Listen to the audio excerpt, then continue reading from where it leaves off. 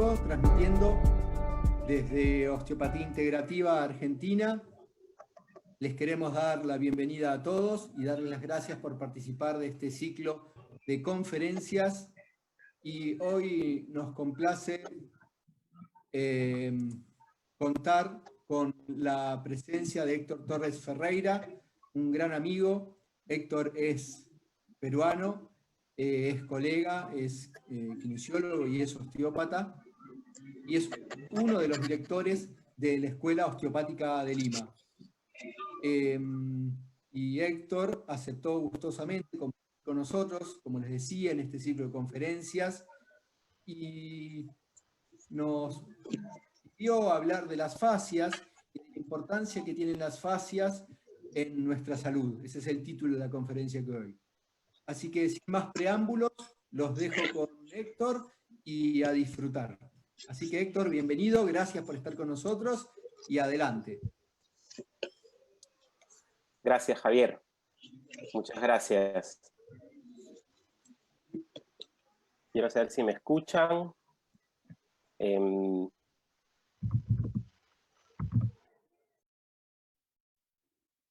No sé si pueden ver ya están viendo mi pantalla. Sí, está perfecto. Bien, muy bien. Bueno, vamos, mientras yo haga la exposición, vamos a tener los micrófonos apagados para que pueda haber fluidez y entendimiento en lo que vamos a hablar. Quería empezar agradeciendo a Javier, Osteopatía Integrativa, la invitación. Nosotros estamos pues muy contentos de poder compartir conocimiento con todos ustedes. Ya aquí en Perú, ¿no? Un buen grupo de colegas nos conoce porque estamos constantemente haciendo cursos, charlas, etcétera. Pero la oportunidad que Javier nos da ahora es una plataforma de también, nos están viendo pues en Argentina, así que muy contento por eso. Bueno, hoy vamos a hablar de la fascia, ¿sí? Pero en realidad vamos a utilizar la fascia, este tejido conjuntivo, para hablar un poco de la salud. La fascia nos va a permitir entender mucho de la mecánica lesional que usualmente vemos en los pacientes.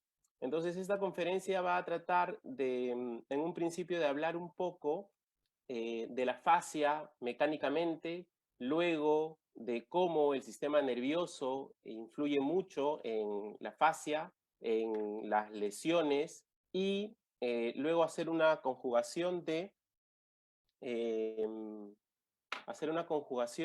cómo este sistema estructural mecánico conjuntivo de la fascia, a través del gobierno del sistema neurológico, es importante no solo para la mecánica humana. Sé que la mayoría de asistentes van a ser fisioterapeutas y osteópatas, y estamos muy vinculados con la estructura, y con la mecánica lesional, y las cadenas lesionales y todo eso. Sin embargo, quiero ir un poco más allá, partiendo justo de eso, de la mecánica lesional, quiero ir un poquito más allá para hablar de la salud, de cómo nuestras manipulaciones, cómo nuestro tratamiento no solamente influye en esa restricción del movimiento, no solamente mejora la disfunción, sino lo que propicia es la salud en los pacientes. Bueno, entonces vamos a compartir ahora la diapositiva que tenemos preparada para el día de hoy.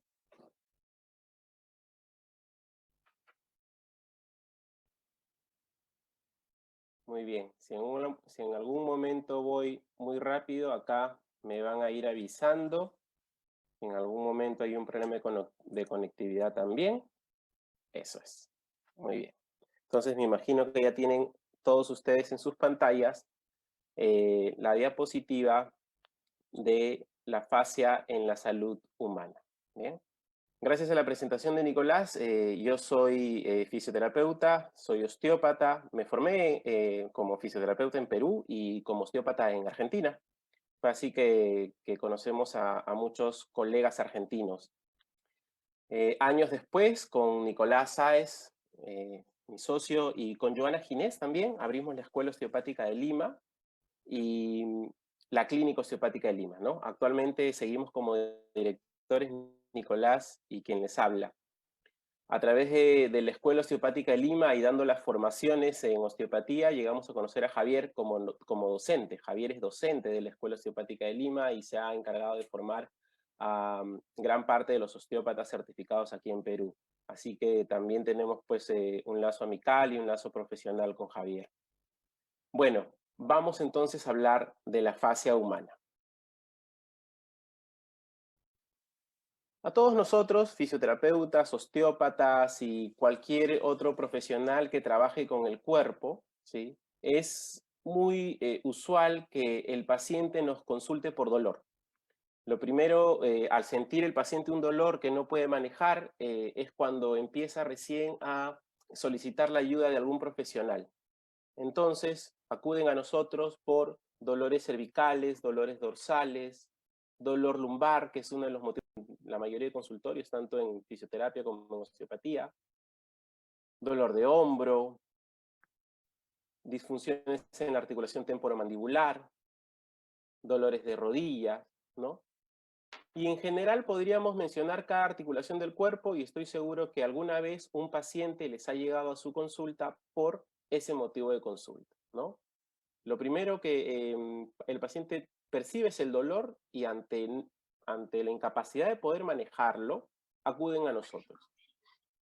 Nosotros tenemos que empezar, ¿no?, nuestro tratamiento con una evaluación y esa evaluación tiene que partir de analizar cuál es el motivo de ese dolor. Entonces, para eso tenemos que conocer cómo es que nos lesionamos, ¿sí? Cómo es que las personas se lesionan. Entendemos que si hay un trauma, ¿no?, una lesión a la estructura, una lesión tisular, es claro entender que nos lesionamos a través de un trauma. Pero, ¿qué es un trauma? Un trauma puede ser ocasionado por un accidente, ¿no? Creo que la imagen lo expresa claramente, ¿sí? Esto puede ser impactante, pero puede ser claro de entender, ¿sí? Cuando el paciente llega a tu consultorio porque se cayó las escaleras o porque tuvo un accidente en un auto, ¿no? Justo hablábamos de whiplash en la última conferencia. Entonces, es claro entender cuál ha sido el motivo de lesión del paciente por lo que acude a nosotros. Sin embargo, un accidente no es el único motivo de que el tejido sufra un trauma. También nos podemos lesionar por gestos repetitivos, ¿sí? El trabajador en una fábrica que está muchas horas en una misma postura haciendo un mismo gesto laboral. Nosotros los fisioterapeutas, las enfermeras, los técnicos de enfermería que tenemos que movilizar pacientes muchas veces. Un deportista que entrena muchas horas repitiendo y repitiendo el mismo gesto deportivo se puede lesionar justo por este patrón de movimiento constante. Además, nos podemos lesionar, y también puede ser análisis de una lesión, nuestros hábitos, ¿sí? Nuestros hábitos, el sedentarismo, nuestra alimentación no correcta, puede generarnos un trauma. ¿Y de qué manera? Lo que nosotros comemos se convierte en nosotros mismos, a través de todo un proceso químico en nuestro cuerpo. Entonces, lo que nosotros comemos químicamente altera nuestro cuerpo, para bien o para mal, ¿sí? Si me alimento bien y tengo los nutrientes necesarios y las vitaminas que necesito, entonces químicamente voy a estar bien. Pero si no lo hago, químicamente voy a estar mal. Y lo que va a hacer el cuerpo ante esta alteración química es adaptarse.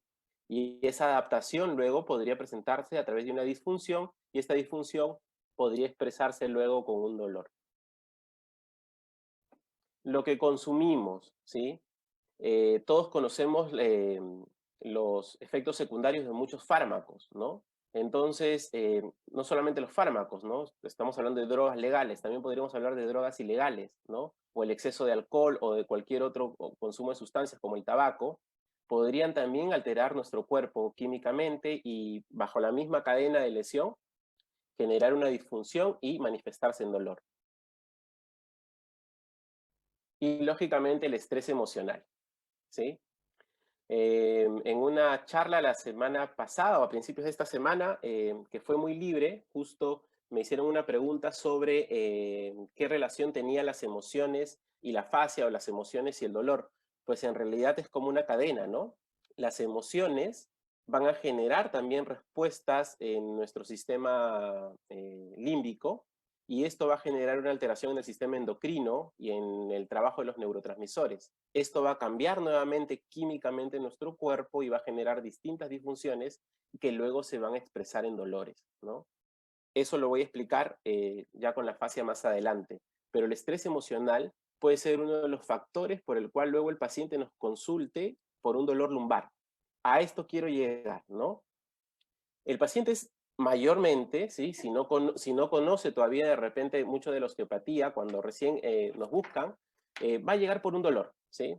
Y porque le duele la columna lumbar, y porque le duele la rodilla, y porque le duele el hombro, ¿bien?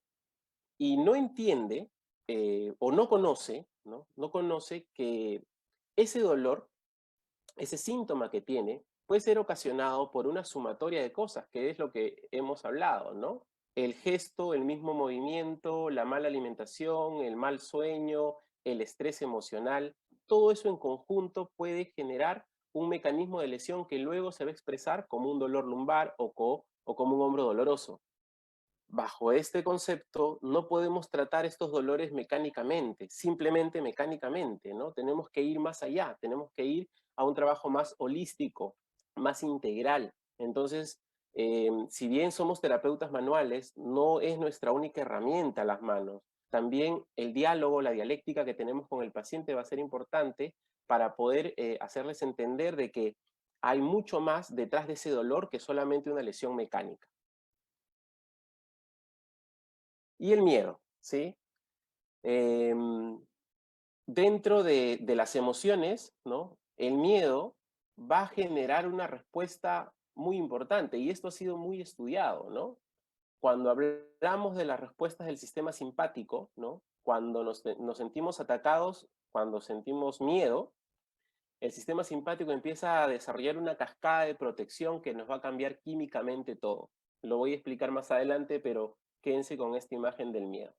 Entonces, esta primera parte, ¿no? Quería un poco expresarles de que los motivos de consulta mayormente son dolor. Sin embargo, ese dolor, lo que está expresando, es todo un proceso interno, y que no siempre un dolor es netamente mecánico. Es más, hoy en día las investigaciones nos están demostrando que es menor el porcentaje de pacientes con lesiones estructurales que presentan dolor, y es mayor el porcentaje que presentan dolor crónico por más que todo una alteración desde un modelo neurobiológico, ¿no? Es decir, el dolor no está tanto en la estructura, sino está en un conjunto de cosas, en el pensamiento, en la cognición, en lo que pensemos de nuestro dolor, en nuestros hábitos, en nuestro sedentarismo, en nuestra mala alimentación, en nuestro estrés emocional. Entonces, tratemos al paciente desde ese pensamiento más global. Muy bien. ¿Y cómo nos ayuda la fascia a entender todo este proceso? Permítanme leer algo aquí. Vamos a mover esto. Ok. No conozco ninguna parte del cuerpo que iguale a la fascia como terreno de investigación. A medida que el estudio de la fascia será proseguido, creo que los ricos pensamientos aparecerán en el ojo del espíritu, más aquí que en cualquier otra división del cuerpo. Ninguna parte es inútil, pero la fascia es el terreno sobre el cual todas las causas de muerte cumplen la destrucción de la vida. Cualquiera que sea el punto de vista tomado, descubriremos una maravilla. Aquí es el lugar donde los glóbulos blancos reconstruyen y dan la fuerza para rechazar las impurezas del cuerpo. Esto lo escribió Andrew Taylor Still en el libro Filosofía de la Osteopatía en 1899. Hoy en día, si todos estamos en el ambiente terapéutico, ¿no? Hace algunos años que muchas corrientes sobre la fascia han llegado a nuestros países, y muchos de nosotros tal vez hemos hecho uno u otro curso sobre la fascia. Bien, ¿por qué la fascia hoy en día está, digamos, tan digámoslo así, ¿no? Tan de moda, ¿no? Lo que pasa es que hace algunos años se hicieron investigaciones importantes y se determinó que la fascia cumplía un rol importante en las mecánicas de lesión. Ahora, el Andrew Taylor Still, ¿sí? El señor que ven aquí en la imagen, es el creador de la osteopatía, ¿sí? Es el que nos guía desde sus principios a todos los osteópatas.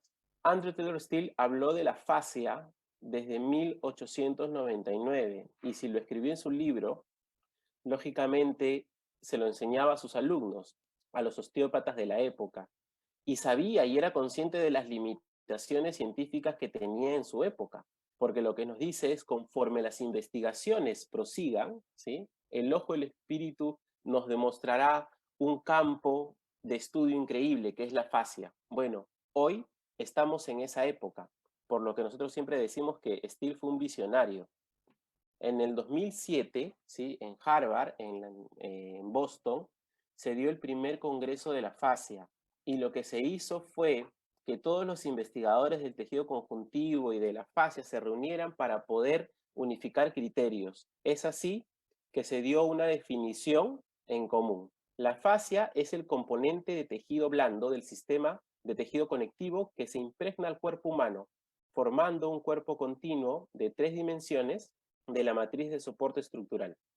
Esta es la definición que se le dio a la fascia para darle una definición más holística, digamos, más completa, y no solamente centrarlo en un tejido que recubría otros tejidos, ¿no? En el Congreso del 2007. Entonces, ¿qué funciones cumple la fascia? Aquí vamos a entender por qué es tan importante para la salud. Definitivamente sostén, tiene una función nutricia, transporte, absorción de las fricciones entre otros elementos, conservación del calor corporal, neutralizador de toxinas endógenas. Quiere decir que la fascia es parte del sistema inmunológico que bloquea los elementos que reconoce como desconocidos y los encapsula, nos protege de muchos elementos que nos puede generar daño.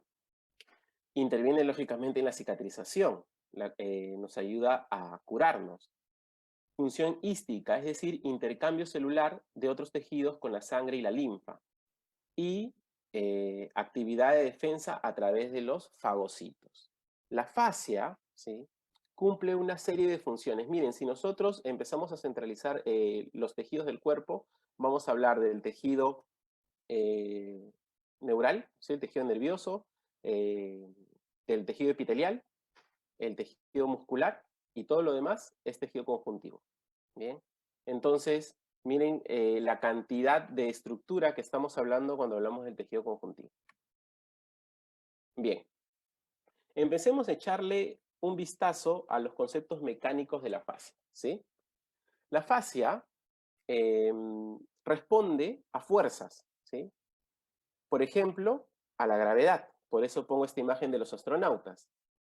Y esta fuerza, y esta respuesta a las distintas fuerzas que son ejercidas sobre el tejido, van a estimular su desarrollo. Todo tipo de movimiento obedece a unas leyes fundamentales: la búsqueda del equilibrio y el obtener el mejor resultado con el mínimo gasto de energía. ¿Cómo es que responde la fascia a las fuerzas? El resultado de una fuerza aplicada a un objeto va a generar la deformación, ¿bien? Entonces, cuando la gravedad, por ejemplo, genera una información a nuestra estructura responde con la deformación. Sin embargo, esta deformación tiene principios, ¿sí? No nos vamos a deformar simplemente, no nos vamos a dejar vencer simplemente por la gravedad. Entonces, nuestros tejidos van a responder a un principio viscoelástico, ¿sí? Esta viscoelasticidad es un principio físico de deformación del tejido conectivo. Estos principios de deformación viscoelásticos lo hacemos en etapas. Va a existir una etapa preelástica, una etapa elástica y una etapa plástica. Entonces, la primera etapa, ¿no? En donde ciertos grados de deformación es irreversible, ¿bien? Esto es en etapa elástica.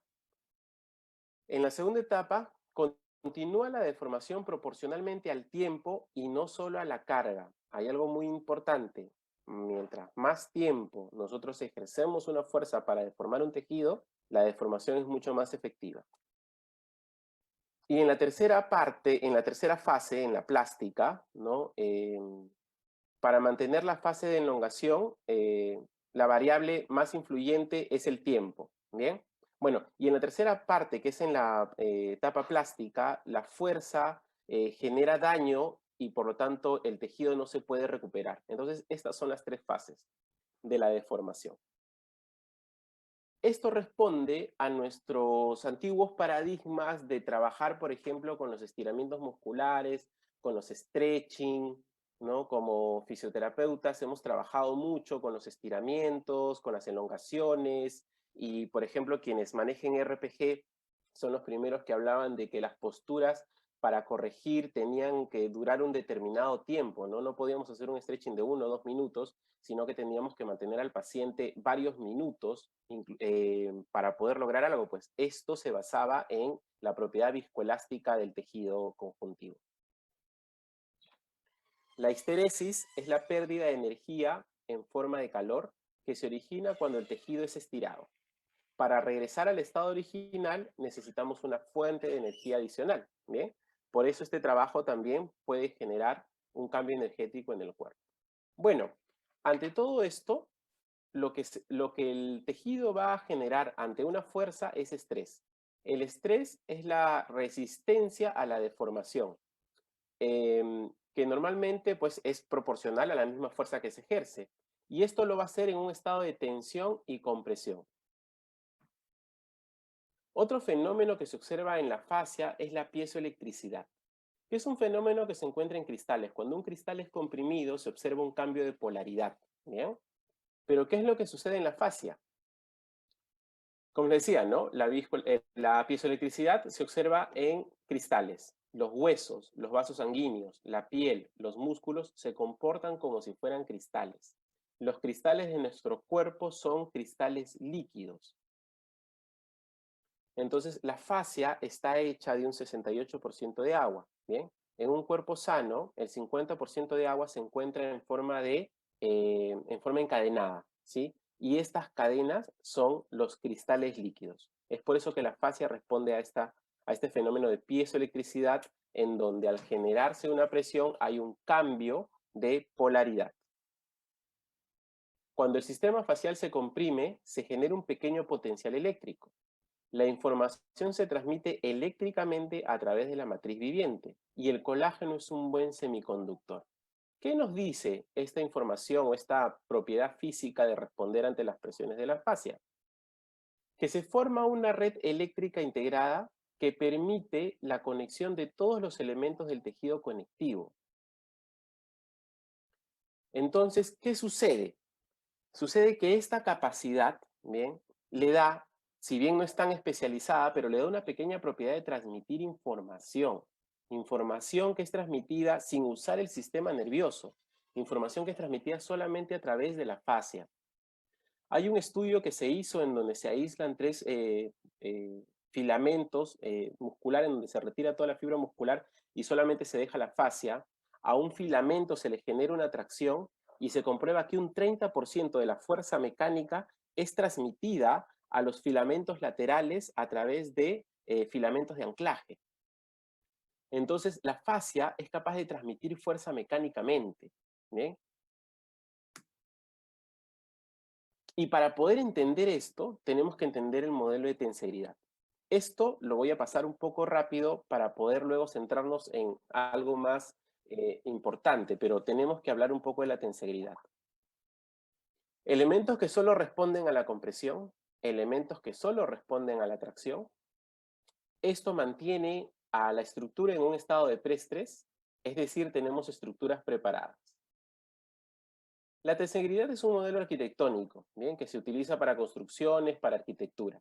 Lo que luego se preguntaron, ¿no?, es si este modelo arquitectónico de la tensegridad se podía adaptar al cuerpo humano. Este es el domo geodésico, una de las estructuras más grandes hechas con el modelo de tensegridad. Pero hay muchos elementos tenségridos que nosotros conocemos. Por ejemplo, una carpa. ¿Quién no conoce una carpa? La carpa es el elemento tenségrido por excelencia. 4 varillas y una tela tensa me generan una estructura que es ligera, flexible, de distribución de fuerza total y se autoestabiliza. Conocemos mucho más elementos tenségridos. Miren cómo estamos rodeados de tensegridad. El aro de una bicicleta. ¿Sí? ¿No les ha pasado que alguna vez se les rompe un rayito de la bicicleta y se estabiliza en el eje sagital? Bien. ¿O se han preguntado cómo un balón de fútbol puede recibir tanta fuerza en una patada, por ejemplo, un futbolista profesional, y generar un impacto en otra estructura dura y no reventarse y no deformarse, ¿no? El aire comprimido, ¿no? Que quiere expandirse y quiere salir, que es frenado por el cuero de la pelota, ¿no? Genera un estado constante de dos fuerzas que se contraponen y eso le da equilibrio. A eso se denomina tensegridad. Entonces, si existen esos modelos tenségridos, analicemos al átomo, ¿no? Los electrones orbitando constantemente el núcleo y el electrón no se puede alejar del núcleo, ¿bien? Lo mismo que pasa con nuestro sistema solar. La Tierra viene orbitando el sistema solar por miles de millones de años. Y esto es porque hay dos fuerzas que constantemente están haciendo, una fuerza de compresión y otra de tracción. La Tierra quiere alejarse del Sol y el Sol constantemente lo atrae. Este equilibrio de fuerzas hace que por miles de millones de años nosotros estemos manteniendo una misma órbita. ¿Bien? Entonces, si el universo responde a una estructura arquitectónica tenségrida, tenemos que pensar que si esta ley es universal, tal vez nuestro cuerpo también lo haga. Cuando empezamos a buscar, ¿sí? Les pido que traigan a su cabeza nuevamente el domo geodésico, ¿bien? Y vean ahora el sistema trabecular que les muestro ahora. ¿No es acaso una imagen de algo, de una estructura tenségrida también? Bueno, esto es en macro. ¿Y qué tal en micro? ¿Qué tal el citoesqueleto celular? ¿No? Vemos aquí imágenes en donde el citoesqueleto celular, que está conformado por microtúbulos y microfilamentos, en donde uno está destinado para responder a la tensión y el otro a la compresión, pues entonces la forma de cada célula, gracias al citoesqueleto celular, responde también a un modelo biotenségrido. La tensegridad es probablemente un principio de organización de todo el mundo físico. Las estructuras con estabilidad propia se forman de una manera espontánea en diferentes escalas. El citoesqueleto es un ejemplo de este comportamiento. Entonces, lo que trato de decir con la tensegridad y luego con la biotensegridad es que se está estudiando y se está planteando que tal vez el modelo biotenségrido sea el modelo arquitectónico universal de todos los seres vivos. Muy bien, pero aquí vamos a hacer un pequeño punto de quiebre. Hemos hablado de la viscoelasticidad y sé que cuando hablamos de la viscoelasticidad es un término muy conocido para nosotros quienes trabajamos con el cuerpo y hacemos elongaciones y hacemos estiramientos, ¿sí? Sin embargo, en los últimos años, estudios nos han demostrado que la plasticidad facial es una explicación tradicional porque se viene manejando hace ya varias décadas, pero insuficiente. Hoy en día, nosotros no podemos pensar ni seguir sustentando que somos capaces de hacer un estiramiento muscular solamente por nuestra fuerza o por nuestro tiempo. Ni el tiempo que nosotros ejercemos en una consulta estirando un tejido, ni la fuerza que aplicamos es suficiente para nosotros poder sustentar que logramos un cambio en el tejido conjuntivo. Entonces, si nuestros estiramientos musculares, ¿sí? Nuestros stretching, nuestras técnicas de energía muscular, nuestro TGO, todo lo que nosotros hacemos manualmente desde una base mecánica, no está sustentado. Sin embargo, mi experiencia clínica dice que sí, porque yo a mi paciente le estiro el pectoral y logro ganar rango, yo a mi paciente le estiro el isquiotibial y logro ganar rango. ¿Cómo es posible que tú me digas ahora, Héctor, que la tensegridad, la viscoelasticidad y todos los fenómenos mecánicos que me has hablado ahora de la respuesta de las fuerzas no son suficientes para poder explicar el fenómeno? Pues es así. No quiero decir que los estiramientos que nosotros estamos haciendo no funcionen. Funcionan, pero no por lo que nosotros pensamos. No funciona porque yo le pongo más fuerza a mi paciente. No funciona porque yo lo tengo más tiempo en una postura. Funciona porque tenemos que entender que el sistema nervioso central actúa como un autorregulador rápido. ¿De qué? Del tono de la fascia, ¿sí? Entonces, nuestro sistema nervioso central ordena todo y gracias a la información propioceptiva que recibe del tejido conjuntivo, ya que la fascia es el principal elemento propioceptivo del cuerpo, porque está ricamente inervado de elementos de mecanorreceptores, como los que tenemos aquí, Golgi, Ruffini, Pacini y los receptores intersticiales. Es así que nuestro cerebro, ¿sí?, modula, bien, regula el tono de la fascia en función a la información que es enviada. Esta imagen, ¿sí?, se la saqué de Robert Schleip, ¿sí? Robert Schleip es un científico alemán que ha investigado mucho la fascia. Estas caricaturas son de él, se las saqué de un curso que yo recibí de él y siempre lo uso, ¿sí? ¿Por qué? Porque nos ayuda a explicar un poco la conducta de los mecanorreceptores, ¿no? Por ejemplo, nos pone a Golgi, ¿no?, como el tipo fortachón, el tipo duro, ¿no?, el tipo del gimnasio.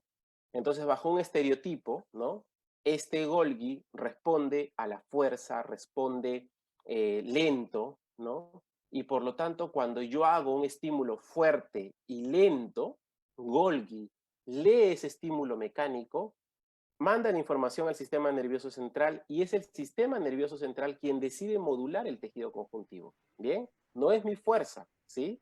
Es la información que yo le doy a través de los mecanorreceptores y cómo el sistema nervioso responde ante eso. Pacini, sin embargo, ¿no? Pacini es el tipo inquieto, ¿bien? El que vibra, ¿sí? El que vibra, el que se mueve, el dinámico. Entonces, tal vez cuando yo genere técnicas como el TGO, ¿no?, que son rítmicas, técnicas vibratorias en el tejido constante, tal vez lo que esté haciendo es estimular a Pacini y Pacini envía esta información al sistema nervioso central y nuevamente es el sistema nervioso central que regula el tono del tejido y por eso que obtenemos cambios. Ruffini, sin embargo, ¿no?, es el caballero inglés. Ruffini es el hombre elegante, al que le gusta que le hablen pausado, tranquilo, con calma. Y casualmente, Pacini se encuentra más en las membranas, en las meninges del sistema nervioso central, en la dura madre. Y cuando los osteópatas hacemos una escucha craneal, por ejemplo, y ponemos nuestras manos tan calmadas en el cráneo del paciente, ¿bien?, este estímulo mecánico calmado que hace el osteópata a través de la osteopatía craneal, del trabajo craneal, del abordaje craneal, estimula a los mecanorreceptores de Ruffini que se encuentran en las membranas de la dura madre, dándole una información y ayudando a regular este mecanismo. Entonces nos damos cuenta cómo, en función al estímulo mecánico que yo genere al cuerpo, los mecanorreceptores van a leer este estímulo mecánico y es el sistema nervioso que va a decidir de qué manera modular la estructura. No es mi fuerza. Por eso yo puedo utilizar técnicas muy fuertes y no ser eficientes, y utilizar técnicas muy suaves y ser mucho más eficaz. Bien, y el último grupo de mecanorreceptores, ¿no?, espero que lo puedan ver bien ustedes en sus pantallas, son un grupo de haditas, brujitas, diablitos. Es decir, son receptores multimodales, digamos, ¿no? Los intersticiales, ¿no?, son los mayores receptores que se encuentran en la fascia. Y estos se encargan de leer el movimiento de la fascia, el desplazamiento de la fascia. Mientras la fascia se mueva, se desplace, entonces ellos van a enviar información propioceptiva. Pero se pueden volver muy malos, por eso son diablitos también y brujitas, si es que la fascia deja de moverse. Al no tener cómo informar propioceptivamente, porque sin movimiento no hay propiocepción, entonces lo que va a generar es que van a empezar a mandar información de dolor. Así es, estos mecanorreceptores, ¿sí?, cuando detectan que la fascia dejó de moverse, entonces empiezan a enviar información de dolor. Y es así que las personas empiezan a sentir dolor. ¿Qué es lo que pasa, por ejemplo, cuando los osteópatas hablamos de una disfunción, ¿no? La disfunción es el objetivo de tratamiento del osteópata. ¿Qué es la disfunción? La disfunción es la pérdida de movimiento. Entonces, una disfunción del tejido conjuntivo, ¿no?, es una pérdida de movimiento a través de una adherencia, ¿no? La fascia que adhiere, no sé, a la víscera con el sistema musculoesquelético pierde movimiento. Al perder movimiento, estos mecanorreceptores dejan de enviar información propioceptiva para enviar información nociceptiva. Ahí es cuando aparece el dolor, ¿sí?, sin necesidad de que haya una lesión traumática directa. Son esos dolores espontáneos que uno dice, me empezó a doler. Bueno, habría que evaluar, ¿no? ¿Y qué más te dice el paciente? Oye, sí, me empezó a doler, pero salí a correr y me hizo muy bien. Hice yoga y se me fue el dolor. ¿Qué es lo que hiciste? Empezaste a mover tu tejido conjuntivo y al mover tu tejido conjuntivo activaste el sistema propioceptivo y cuando hay propiocepción disminuye el dolor. Bien, ahora, nuevamente el doctor Andrew Taylor Still, fundador de la osteopatía, nos dice lo siguiente. El alma del hombre, con todos sus torrentes de agua pura, parecen habitar en la fascia de su cuerpo. Cuando uno se ocupa de la fascia, se ocupa y hace negocios con las sucursales del cerebro. Y bajo las leyes generales de sociedades, así como el cerebro mismo. ¿Y por qué no tratarlo con el mismo grado de respeto? Esto lo escribió Andrew Taylor Still. ¿Qué es lo que nos dice? Que el sistema nervioso, ¿sí?, utiliza el tejido conjuntivo, utiliza la fascia para transmitir información, para recibir información. O sea, es una sucursal de información la fascia. Y también es una sucursal mecánica, ¿no?, en donde el sistema nervioso decide qué hacer en cuanto a la tensión y la fascia va a modular muchas cosas. Entonces, si tratamos con tanta importancia al sistema nervioso, ¿por qué no tratamos con la misma importancia al tejido conjuntivo? Señores, Andrew Taylor Still en 1899 fue que escribió la gran mayoría de sus libros, ¿no? En esos últimos años escribió la gran mayoría de sus libros. No tenía la información científica que nosotros tenemos hoy. Este hombre fue un visionario. Este hombre fue el creador de la osteopatía, la disciplina que hoy sigo y seguimos muchos profesionales.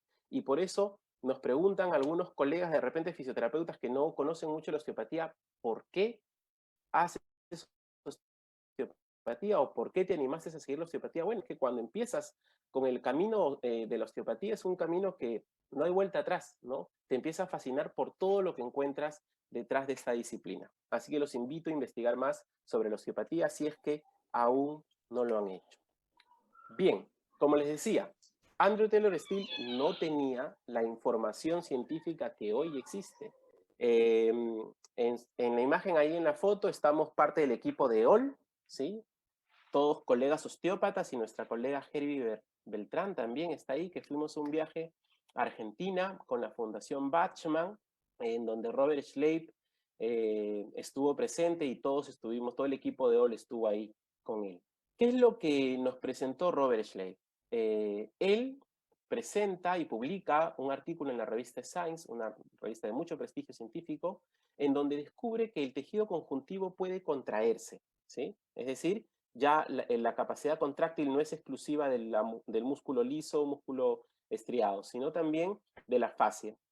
Pero esta contracción de la fascia no es voluntaria, ¿sí? Es totalmente involuntaria. La fascia se contrae debido a estrés. ¿Qué tipo de estrés? Estrés mecánico o estrés químico. Por eso la imagen inicial de lo que comemos o lo que consumimos, ¿sí? Si yo me alimento mal, mi química corporal va a estar mal. Y eso va a ser un estrés para la fascia. Entonces lo que la fascia va a hacer es contraerse y se va a mantener en ese estado de contracción y va a perder movimiento. Y al perder movimiento va a generar una disfunción y al generar una disfunción va a haber dolor. Ese es el camino, ¿sí? No sé si me explico, quiero repetirlo porque me parece que esto es lo importante de todo el tema, ¿no? La fascia, ¿sí?, por distintos factores químicos, mecánicos, puede contraerse, ¿sí? Muy independiente de la contracción muscular, ¿ok? porque también existe fascia alrededor de la víscera, existe fascia alrededor del hueso, la sangre es fascia, entonces no solamente estamos hablando de la fascia que rodea el músculo. La fascia es capaz de contraerse. Contraerse debido a ¿qué? A estrés. Este estrés es mecánico o químico. Quiere decir que si mi química corporal es alterada, la fascia se va a contraer. Al contraerse, se queda en estado de contracción, pierde movilidad. Al perder movilidad, eso nosotros los osteópatas lo denominamos disfunción. Después de la disfunción, recién aparece el síntoma. Entonces, miren el camino que tenemos que hacer para buscar cuál es el origen del problema. Es muy fácil cuando mi paciente viene y se esguinzó el tobillo, o sea, es una lesión traumática. Pero es mucho más complejo cuando el paciente viene y dice, me duele la espalda, no sé por qué. Entonces, ahí tendríamos que pensar y ir investigando qué más está sucediendo en el cuerpo de este paciente. Otros detalles importantes, ¿no? La diferencia que existe entre el enmayado del tejido conectivo, ¿sí? En pacientes jóvenes, en personas jóvenes con personas mayores. La edad determina mucho la capacidad de ordenamiento del tejido conjuntivo. Luego también el sedentarismo, ¿sí? Las personas que hacen actividad física regularmente tienen una mejor estructura de su tejido conjuntivo. Las personas que no hacen actividad física pues tienen esa imagen del tejido conjuntivo todo desordenado. Pero a su vez también se descubrió que un exceso de ejercicio, es decir, hacer demasiado entrenamiento sin reposo, sin descanso, también me va a generar este mismo tipo de desorden del tejido conjuntivo. Entonces, la edad, el sedentarismo y la actividad física en exceso o en falta van a alterar el tejido conjuntivo. Entonces podemos analizar por qué me duele, ¿no? Cuando el paciente me dice, ¿por qué me duele la columna? ¿Hace algún deporte? No, no hago nada, estoy todo el día. Entonces ya tenemos una respuesta. Hay un fenómeno que se llama fenómeno de flexión-extensión que comprueba que cuando una persona se flexiona y está sin dolor, ¿sí? La fascia trabaja y el músculo no. Pero cuando el paciente, la persona está con dolor, ¿sí? Y se agacha y se levanta y le duele, es el músculo el que está activo y la fascia está inactiva. Quiere decir que para yo generar estos movimientos libres sin dolor, necesito a la fascia libre para que se pueda mover. Por eso, es por esa razón que muchos de nuestros trabajos manipulativos o manuales generan un efecto, tal vez a corto tiempo, en los dolores lumbares con los pacientes. ¿No? Viene un paciente y le hago una manipulación a nivel lumbar y se siente bien por unas horas, ¿sí? ¿Por qué? Porque he movido la fascia empezó a trabajar y bueno, se sintió aliviado. Pero como no resolví el problema base, ¿no? Como no sé realmente de dónde viene esa falta de movilidad de la fascia, unas horas o unos días después, el paciente nuevamente va a estar con dolor. Esto es lo que les decía, ¿no? Me adelanté un poco a esto, pero el input propioceptivo inhibe la nocicepción miofacial. Cuando yo tengo más información propioceptiva, tengo menos dolor. Pero si yo tengo menos información propioceptiva, tengo más dolor. ¿Cuándo tengo información propioceptiva? Cuando me muevo. Si yo no me muevo, ¿bien? Y esto lo hablo a nivel macro y a nivel micro. Si yo no me muevo, es decir, yo no hago actividad física, o si, por ejemplo, metiéndome en la osteopatía visceral, si las vísceras no tienen un movimiento libre dentro de la motricidad que le genera el diafragma o dentro de la motilidad propia que tiene cada víscera, tal vez por una disfunción a nivel del tejido facial que rodea estas vísceras, entonces voy a tener la posibilidad de presentar dolor. Bien, y les dije al principio que se quedaran con esta imagen para poder relacionar el miedo con el dolor. Entonces, hagamos un recuento para no irnos, ¿sí? Disculpen si estoy hablando muy rápido, pero quiero que me dé el tiempo para completar toda la exposición. Al principio hablamos de los principios biomecánicos de la fascia, ¿no? Cómo la fascia responde a las fuerzas. Luego manifestamos que estos principios biomecánicos, físicos, estructurales no son suficientes para explicar todo lo que nosotros logramos con el tejido conjuntivo. Entonces empezamos a darle importancia a los mecanorreceptores que se encuentran en la fascia y que son estos en función al estímulo que yo genere, que van a modular, que van a estimular al sistema nervioso para que este se encargue de modular el tono de la fascia. ¿Bien? Y que la fascia responde a la propiocepción al dolor, a la edad, a la actividad física o al exceso de actividad física. ¿Bien? Entonces, de ahí nosotros podemos tener un montón de respuestas de por qué al paciente le duele. Pero hay algo que también tenemos que contemplar, que son las emociones. ¿De qué manera una emoción me puede llegar a generar dolor? Hablemos del miedo, ¿sí? Hoy en día, ¿sí? Nuestros miedos comunes son, no sé, llegar tarde al trabajo, que me quede atorado en el tráfico, no llegar a pagar la tarjeta de crédito. Nuestros temores no son los temores que tenían nuestros antepasados, ¿sí? Homo sapiens, sapiens, nómades, ¿no? Que su temor era que una fiera los ataque. Sin embargo, esa memoria se ha quedado en nuestro sistema y nuestro sistema entiende que cada que nosotros tenemos miedo, vamos a ser atacados. Y cuando somos atacados, hay muchas posibilidades de que yo sangre. Entonces, a través de recursos previos, el cerebro se empieza a preparar para este ataque y empieza a coger fibroblastos, ¿sí? Y a través de liberación de hormonas de crecimiento, convierte este fibroblasto en miofibroblasto. La función del miofibroblasto está en la contracción, ¿sí? En la contracción de las paredes de una herida. El miofibroblasto va a coger a una herida abierta y se va a contraer para poder cerrarla y así generar esta cicatrización. Pero como les decía, hoy en día nuestros miedos no nos van a generar un sangrado, ¿no?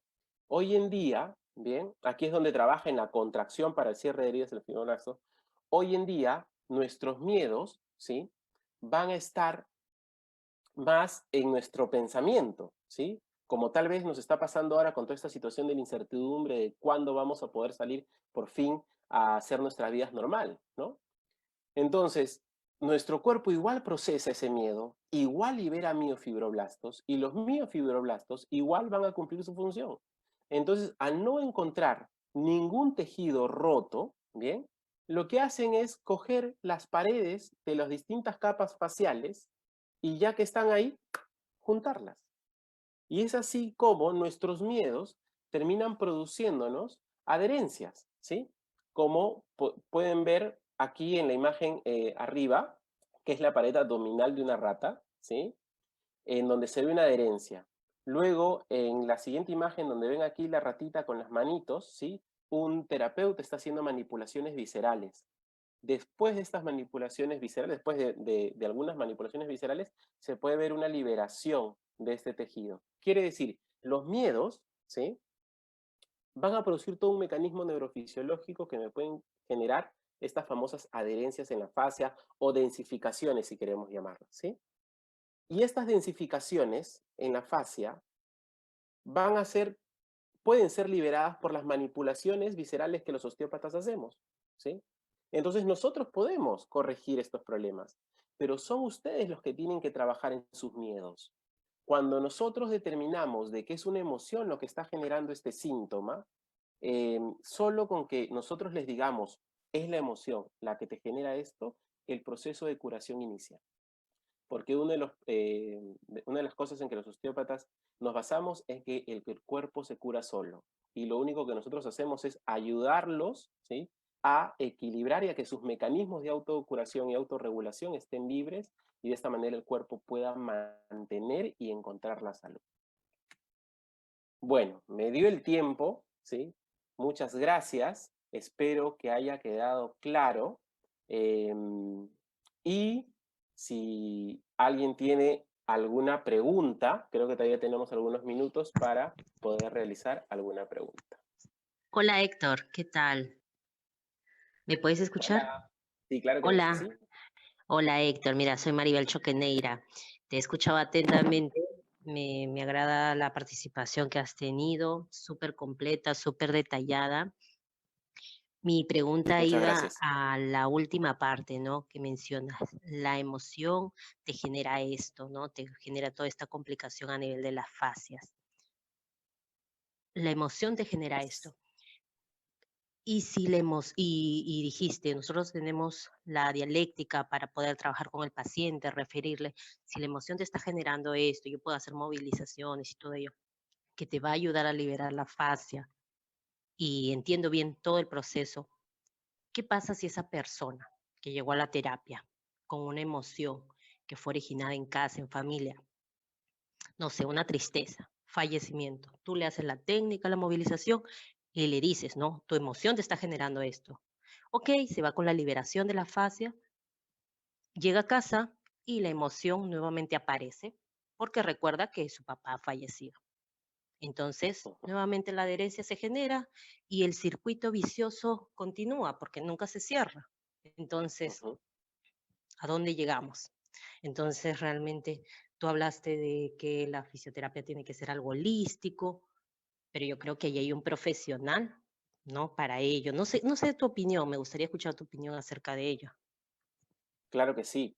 Primer camino es que somos parte de un equipo multidisciplinario, ¿no? Cuando el paciente llega con síntomas en el cuerpo y nosotros determinamos que esto es producido por un problema de emociones y sabemos que nosotros no somos los profesionales competentes para manejar eso, lo que tenemos que hacer es derivarlos, ¿sí? Con distintos terapeutas, ¿no? Psicólogos, terapeutas conductivos conductuales, psicoterapeutas, terapeutas holísticos que trabajen las emociones. Definitivamente nosotros siempre tenemos que trabajar con un equipo, ¿no? Un terapeuta de la mente, un terapeuta del cuerpo, que somos nosotros, un terapeuta en la alimentación y también un coach en salud y alguien que los apoye a hacer ejercicio físico. Sin todo ese equipo, el paciente no va a poder estar en salud. Eso es por un lado, ¿bien? Pero tampoco cerrémonos de que como nosotros solamente somos terapeutas manuales, entonces solamente podemos trabajar con el cuerpo y nada más. Dentro de nuestra formación profesional y personal, hemos ido adquiriendo competencias diversas. Siempre vamos a derivar a un profesional idóneo, pero tu dialéctica, tu palabra va a ser importante para que inicie un proceso de curación, inclusive en la emoción, porque muchas veces el paciente no es consciente de que es la emoción que genera ese problema. Pero cuando el paciente es consciente de que es la emoción, la próxima vez que tengo un dolor dice, ah, ok, debo estar triste nuevamente, debo estar preocupado nuevamente, debo estar estresado nuevamente. Ok, voy a buscar la forma de cómo tranquilizarme, voy a buscar la forma de cómo regularlo. Lo puede hacer buscando un profesional o lo puede hacer también iniciando un camino propio.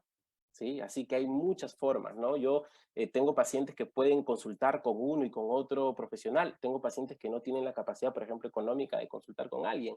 Entonces trato de ayudarlo en la medida de lo posible y le digo, bueno, hasta aquí llega mi tratamiento y ahora no inviertas en mí, invierte, por favor, en este otro profesional que es lo que te va a ayudar. Bueno, acotar un poco a ello. Muchas gracias, Héctor, por la respuesta. Pero si las técnicas faciales me ayudan a liberar y de esa forma se ha visto, ¿no? En el último estudio que mostraste en la rata, ¿no? El cambio es notorio en la imagen, ¿no? Bien definida la imagen.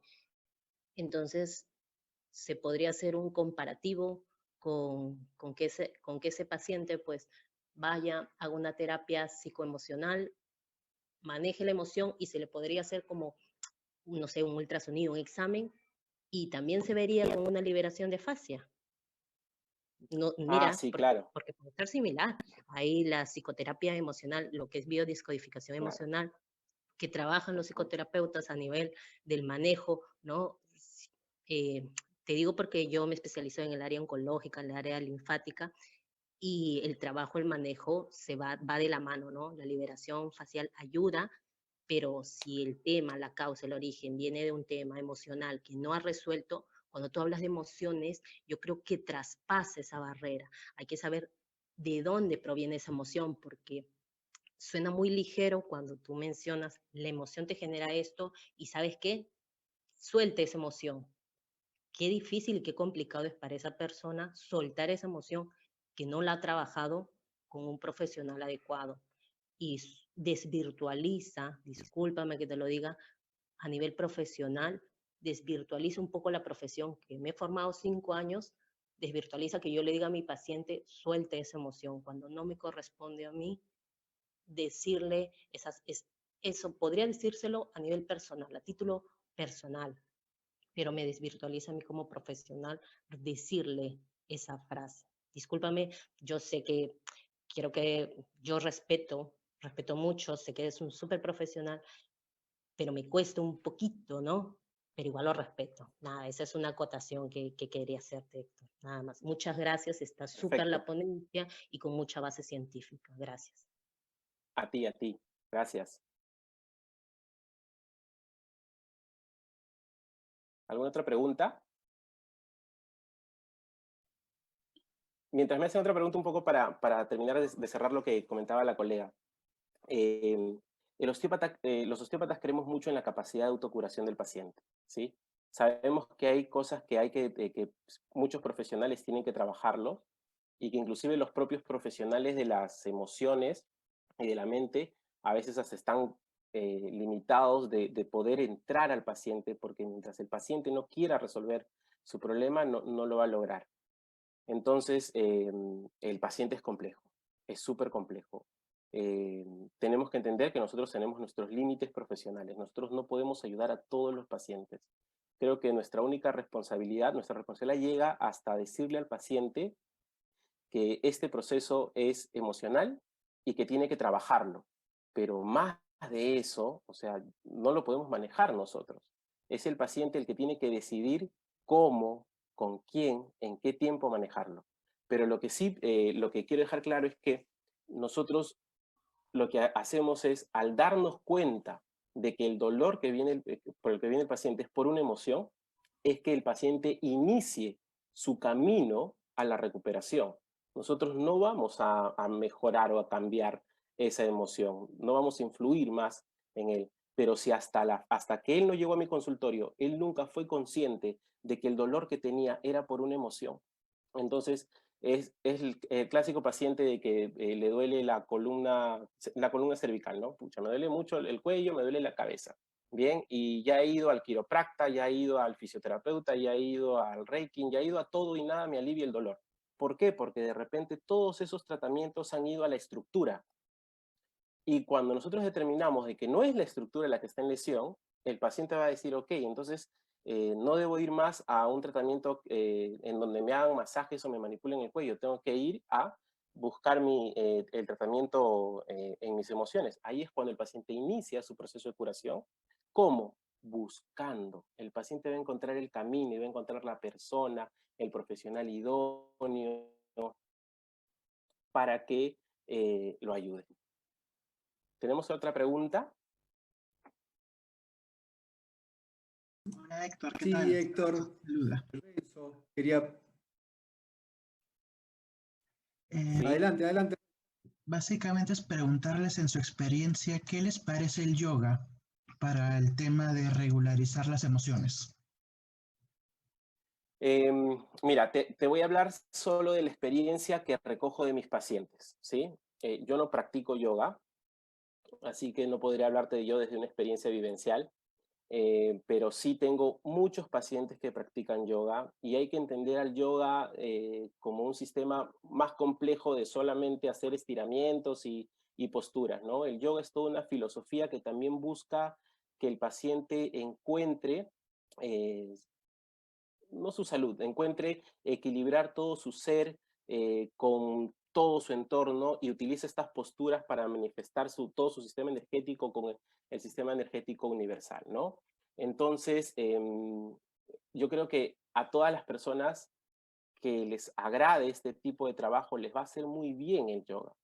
Vamos a describir que el yoga es un concepto en donde no solamente haces posturas, sino también haces meditación, hay un concepto de un estilo de vida en cuanto a la nutrición, que es muy saludable y yo por eso siempre recomiendo a mis pacientes que busquen a un instructor de yoga y que inicien este proceso porque he observado que a muchos de mis pacientes les ha ido muy bien con el yoga.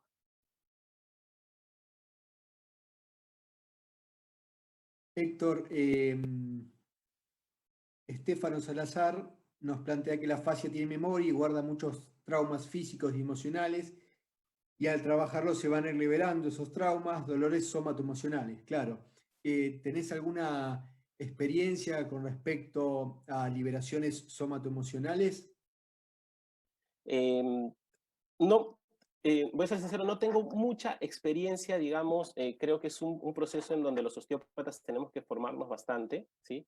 Tricot es un osteópata que habla sobre la conciencia tisular.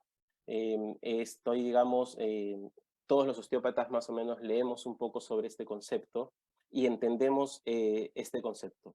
Es real, o sea, cada experiencia en tu vida genera una memoria, ¿bien?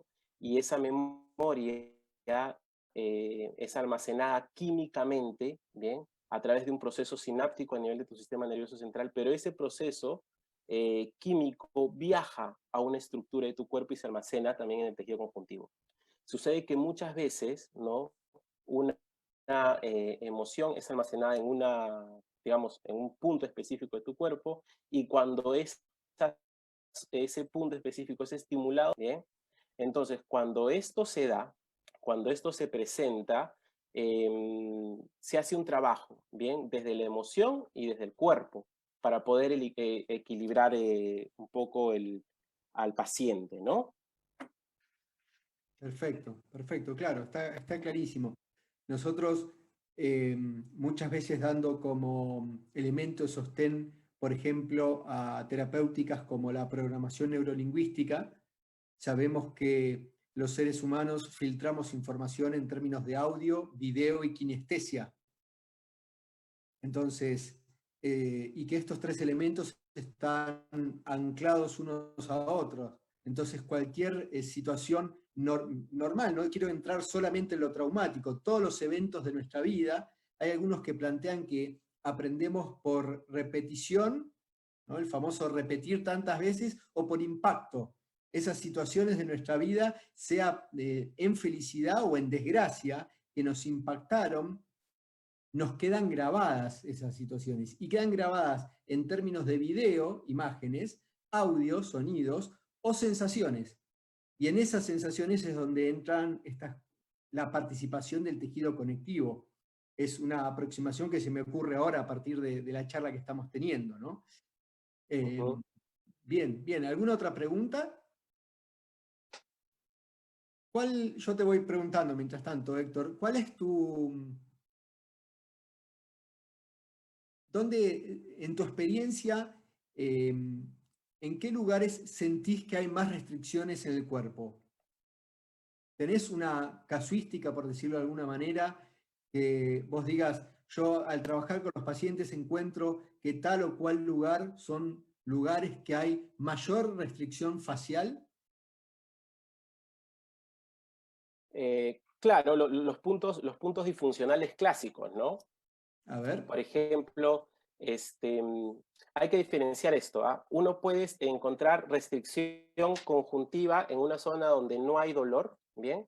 Y uno puede encontrar restricciones conjuntivas en donde sí hay dolor, ¿no? Por ejemplo, es muy común que las personas que tengan dolor cervical y dolor lumbar tengan restricciones conjuntivas a nivel torácico, ¿sí? Tengan restricciones conjuntivas a nivel pélvico, ¿bien? La zona de la articulación sacroiliaca, por ejemplo. Hay también mucha restricción a nivel de los diafragmas, ¿sí? El diafragma cérvico-torácico, por ejemplo, es una de las restricciones muy comunes y que a veces los pacientes y también terapeutas confunden estas tensiones del ligamento pleurovertebral y de las fascias transversales, por ejemplo, el trapecio, con un dolor clásico del trapecio, ¿no? Otra zona clave también es a nivel del centro frénico, ¿sí? El centro frénico suele ser también una zona en donde encontramos muchas restricciones conjuntivas. La fascia plantar en el pie, ¿no? También se encuentra muchas veces restricciones acompañado con un pie rígido, ¿no? Y eso va alterando toda la mecánica hacia arriba. Digamos que son los puntos claves. Podría mencionar también yo la charnela occipitotoloidea, ¿no? Que es una zona también clásica de disfunción y todo el tejido conjuntivo que rodea la musculatura alrededor también genera mucha densificación. Por eso que es muy clásico que cuando uno se presione acá, ¿no? Sienta también un alivio notorio, ¿no? Y una de las zonas conjuntivas que hay que hacerle caso también por ejemplo, a los pacientes que tienen dolores de hombros, ¿no? El hombro, cuando un paciente tiene dolor de hombro, se trata todo por acá. Sin embargo, el cono axilar, ¿sí? El cono axilar es una estructura conjuntiva muy importante, que cuando se libera, la sintomatología del hombro mejora mucho. Bien, bien. Me imagino que como fisioterapeuta, cuando comenzaste a trabajar, tendrías una perspectiva determinada y sobre todo una perspectiva de muchas veces recién egresado, lo que nos ha pasado a todos cuando terminamos la facultad. ¿Qué perspectiva te dio o qué modificaciones generaron en tu trabajo, en tu día habitual como terapeuta, haber incorporado el trabajo facial y desde ya, obviamente la mirada osteopática, que es una mirada holística, ¿no? Pero sobre todo esto de haber incorporado la fascia a tu trabajo diario? ¿Qué cambios has notado? ¿Qué diferencias existían en los resultados, en los tratamientos, en fin?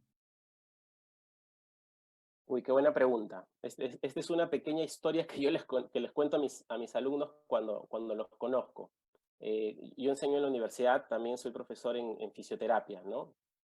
Entonces, yo les cuento un poco mi camino profesional, ¿no? Cuando estudié en la Universidad de Fisioterapia aprendí muchísimo.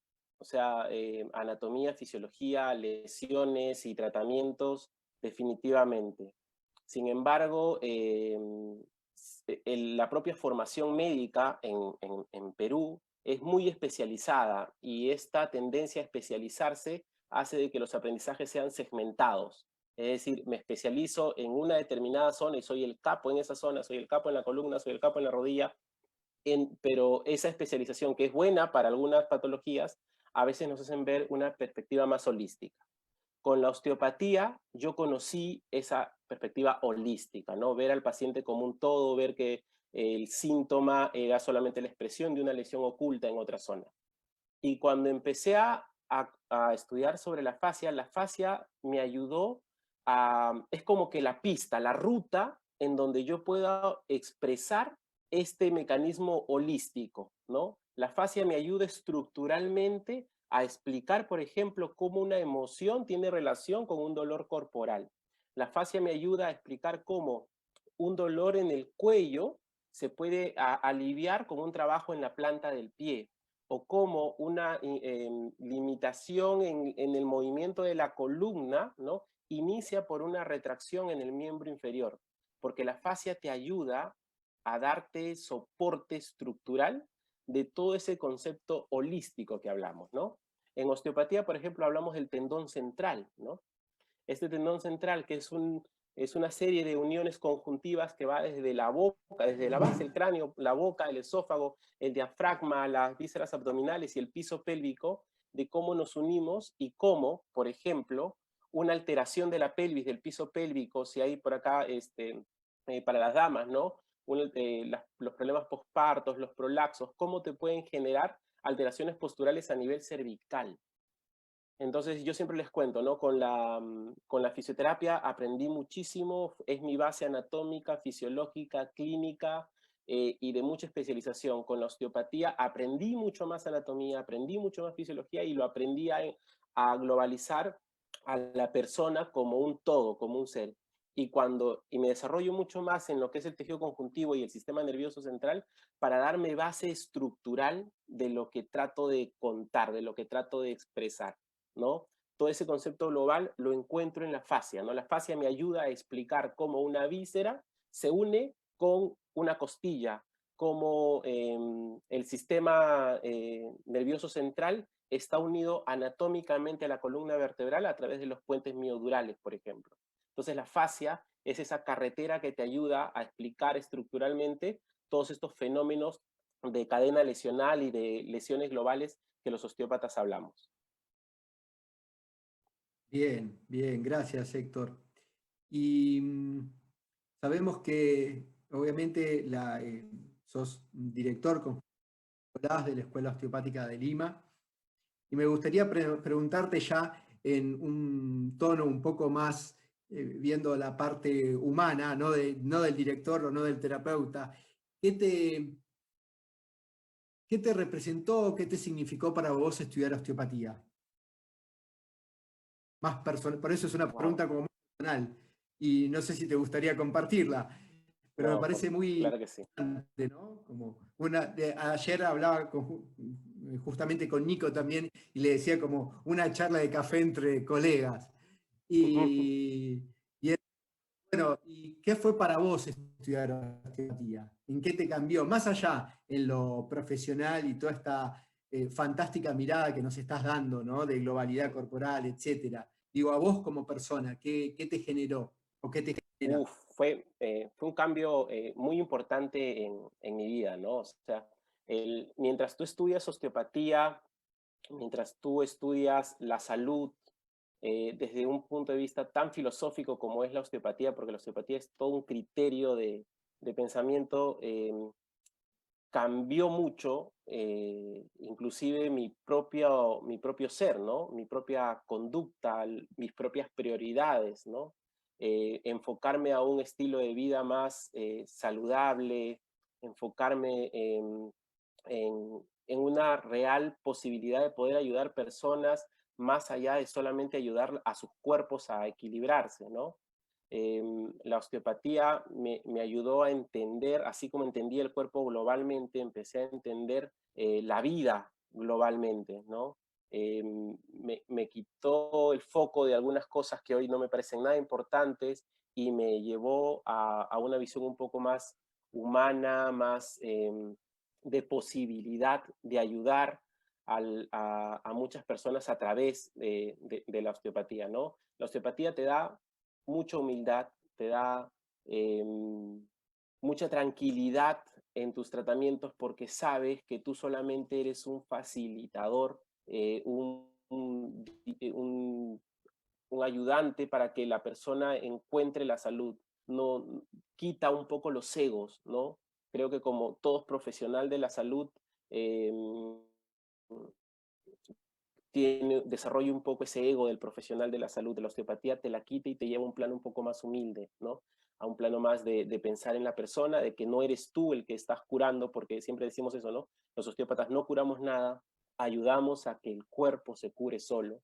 Entonces, quitamos y borramos mucho esos egos profesionales y pasamos a un factor mucho más humilde. Y cuando eso lo aplicas en tu vida personal, en tu propia vida, te das cuenta que también actúas de una manera distinta, ¿no? Entonces, el camino de la osteopatía me ha llevado a conocer a muchas personas, ¿no? Me ha llevado a viajar por el mundo, también a conocer muchas, por ir buscando más y por abrirme esa curiosidad de aprender y entender más cosas, a buscar a muchos profesores y viajar por muchos lugares para conocer profesores, y así que ha sido toda una experiencia de vida que no termina, porque siempre con Nicolás estamos pensando y a qué otro lugar ir para qué curso hacer, y conocemos a un docente con algo interesante y decimos, hay que ir a hacer el curso. Entonces es un estilo de vida que no para nunca, ¿no? Como decíamos en las clases, ¿no? La osteopatía es un camino sin retorno. Bien, ¿y cuál pensarías, Héctor, que sería tu próximo paso? ¿A qué te gustaría avanzar dentro del campo osteopático, ¿no? Digo, dentro de esta formación que me estás hablando, ¿cuál sería el lugar hacia donde te gustaría llegar? Conforme he ido leyendo más, la actual tendencia de la osteopatía es alejarse de ese concepto tan estructural, tan duro con la que inició hace algunas décadas, y está viajando a un concepto más sutil, ¿no? De mayor sutileza, de mayor fluidez. Entonces, en mis lecturas, por ejemplo, quisiera hacer osteopatía pediátrica en Los Ángeles, o quisiera hacer algo de biodinámica con la gente de Canadá. Creo que los osteópatas vamos viendo un poco más que nuestras capacidades perceptivas se tienen que ir desarrollando, pero los mismos grandes osteópatas hablan que son décadas de entrenamiento, y pues uno quisiera acercarse lo más pronto posible a esos grandes maestros, así que creo que viajo igual que la osteopatía, ¿no? La tendencia es ir hacia un trabajo más fluídico, más calmado, así que eh, a ese camino apunto. Qué bueno, qué bueno, qué bueno. Justamente aprovecho esto que nos compartís. Vos sabés que estamos haciendo este ciclo de conferencias y la semana que viene, es el día jueves a la misma hora, vamos a estar con Juan Bunge, que es el director de la Escuela Fulcrum aquí en Argentina, y Juan se ha formado con la gente de JAILUS allá en Estados Unidos, de biodinámica, ¿no? Entonces, justamente me das el pie sin quererlo, digo, para Juan va a hablar un poco de el pasaje perceptivo que hemos tenido los osteópatas, y va a hablar como desde Sutherland hasta la actualidad, en este divagar de la percepción que tenemos que trabajar los osteópatas en estos trabajos, que sabemos que cuanto más sutil es el abordaje, más profundo también es. No sé, Héctor, si hay alguna pregunta por allá que hayan recolectado de Facebook. Yo aquí no tengo ninguna.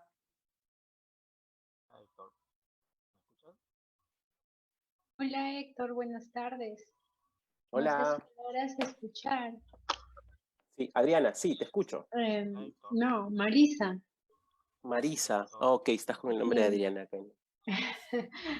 Disculpa, me conecté algo rápido, no me di cuenta del nombre. Héctor, muy interesante, es la primera vez que estoy llevando en esta forma de videoconferencia en cuanto al curso de osteopatía y sobre todo de la fascia. Muy interesante todo lo expuesto. Creo que hoy en día estoy como una paciente de tu tema. ¿De qué manera me aconsejarías para llevar en casa algunos ejercicios de poder tratar esas dolencias, ¿no? El dolor está radicando no solamente en el omóplato, sino ya a nivel mandibular. Y en uno de tus videos anteriores que me lograste compartir, vi de que había mucha conexión con la mandíbula y la posición dental. Entonces me gustaría a ver si por medio de este medio me podrías ayudar con algunos tips o algunos puntos para yo poder tratarme acá en casa temporalmente. Bien, ahí les dejo un dato a todos, ¿no? Pueden buscar ustedes en internet Facial Fitness. Facial Fitness es un conjunto de videos de ejercicios diseñados para movilizar la fascia, hecho por Divo Müller, ¿bien? Divo Müller, alemana también ella, que ha escrito libros con Robert Schleip. Entonces ahí tienen unos videos muy dinámicos, ¿sí? Facial Fitness lo encuentran en YouTube, encuentran muchos videos que los pueden ayudar. Ahora, para ser más específico en lo que tú me comentas, Marisa, cuando tienes un problema de la articulación temporomandibular de la boca, del ATM, ¿bien? El movimiento que nosotros hacemos aquí necesita la base de la escápula para poder hacerlo. Hay músculos que van desde la escápula hacia el yoides y del yoides al ATM.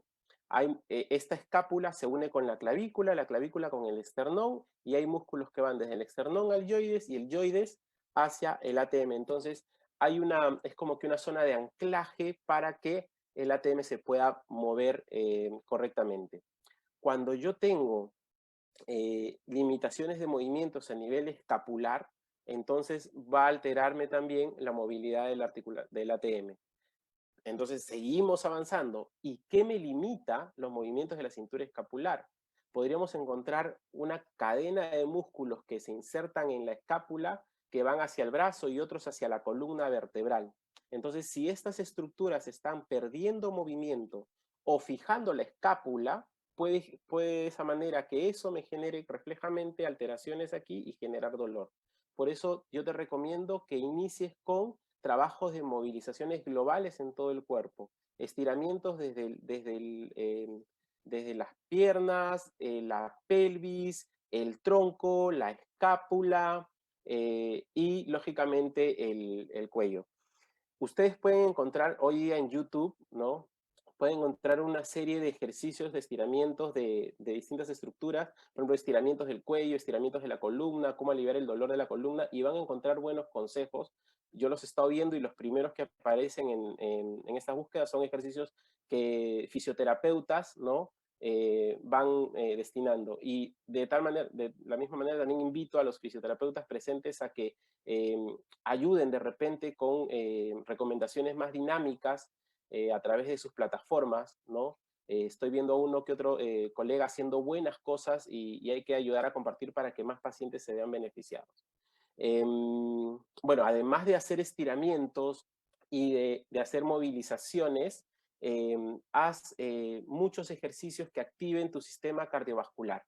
Si haces ejercicios aeróbicos en donde sientas que tu corazón cambie la frecuencia cardíaca, empieces a sudar y lata tu corazón más rápido, entonces estás activando todo un mecanismo importante que te va a ayudar también a liberar el dolor mientras no puedas acudir a un profesional que te pueda ayudar.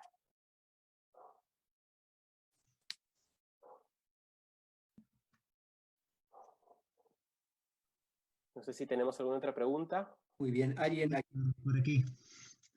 Solo para comentarte que justamente hablando del tema de la ovalidad, hace unos meses traté a un abogado por epicondilitis y simplemente bastó con hacer énfasis en recorrido del trapecio superior y dorsal ancho para que simplemente empezara a relajar todo lo que es el codo. Y hasta lo último que supe de él es que ya está haciendo sus actividades de lo más normal, ya casi sin dolor alguno, por ejemplo. Renzo, genial, genial, genial. Claro, lo que liberaste fue toda la zona que podría estar comprimiendo al plexo braquial. Entonces, claro, hay muchos síntomas en el miembro superior, la epicondilitis, el túnel carpiano, la tendinitis de Kerbein, que van iniciando por las compresiones de los desfiladeros torácicos, ¿no? Entonces, ese trabajo seguramente liberó también al ligamento pleurovertebral, a los escalenos, al músculo pectoral, y eso ayudó a mejorar todo eso. Sí, es una opción. No me sorprendería porque prácticamente nada de dolor tuvo cuando finalizamos las sesiones, por ejemplo. Genial, genial, Renzo, excelente.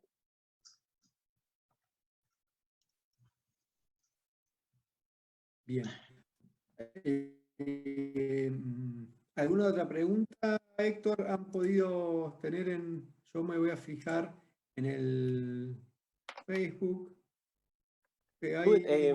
Hay una sobre displasia de cadera. Dame un segundito.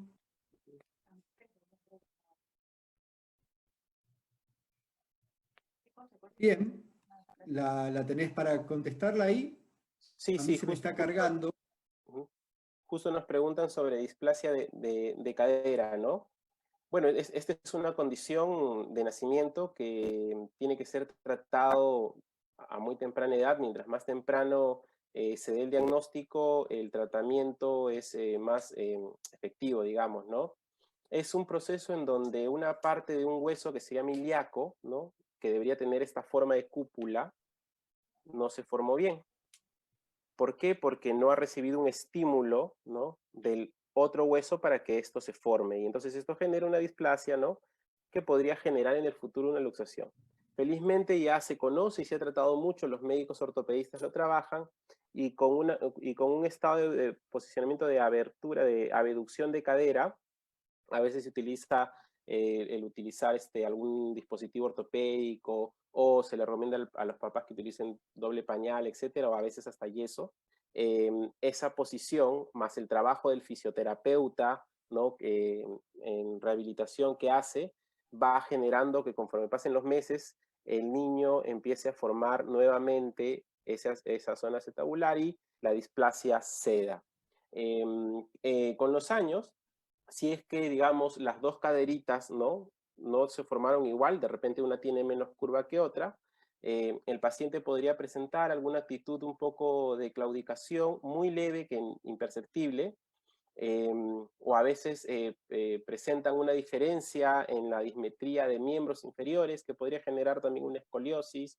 Esto puede generar algunos dolores, pero desde ya le digo que si ha sido tratado muy temprano por un médico y un fisioterapeuta y ha hecho rehabilitación, tiene muchas posibilidades de recuperarse, y si algo queda, van a quedar algunas alteraciones que el cuerpo se adapta. O sea, el cuerpo es capaz de suplir, ¿no?, cualquier pequeña alteración en el caso de las displasias. Hoy en día yo recibo adultos o niños grandes que han tenido diagnósticos de displasia de cadera, pero todos con muy buenos resultados, ¿no?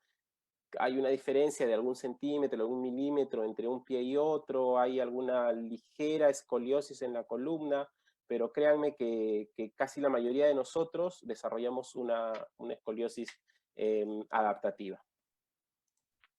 Esa era la pregunta que teníamos en Facebook, Javier. Bien, aguardemos un segundo que ya acá tengo otra. Percy Zapater nos ¿cuál tiene una mejor respuesta al tratamiento, según lo que habías explicado en su momento, las fascias lesionadas dolorosas o las no dolorosas?